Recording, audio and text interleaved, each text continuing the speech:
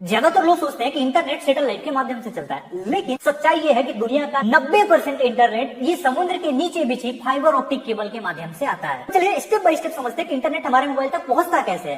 तो इसको जो है हम लोग 3 स्टेप में समझेंगे। सबसे पहला स्टेप तो ये होगा कि भैया विदेश से हमारे भारत में डेटा कैसे आएगा, है ना।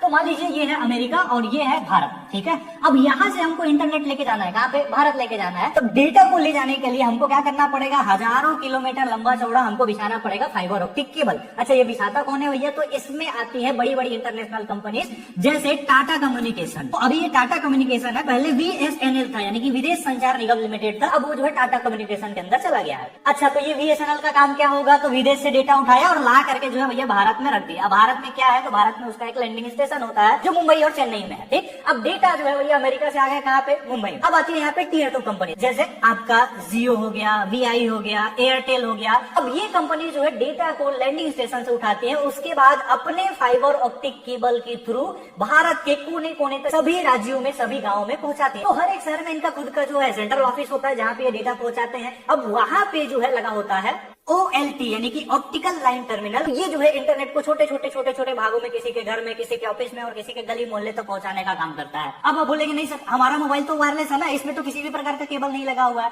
तो याद रखिएगा, हमारे मोबाइल में भी जो इंटरनेट चलता है वो सिर्फ और सिर्फ 10% वायरलेस होता है, 90% वायर्ड होता है। आपकी मोबाइल है, ठीक। अब ये टावर से मोबाइल जो है कैसे कनेक्ट है, रेडियो वेव्स के थ्रू। लेकिन एक टावर दूसरे टावर के थ्रू कैसे कनेक्ट है, केबल के माध्यम से। और ये केबल जो है कहाँ पे जाएगा, सेंट्रल ऑफिस में। फिर सेंट्रल ऑफिस से डेटा जो है फिर कहाँ पे चला गया, तो वही लैंडिंग स्टेशन, फिर से यही समुद्र के नीचे वाली केबल से उठा के फिर से विदेश, फिर विदेश से भारत।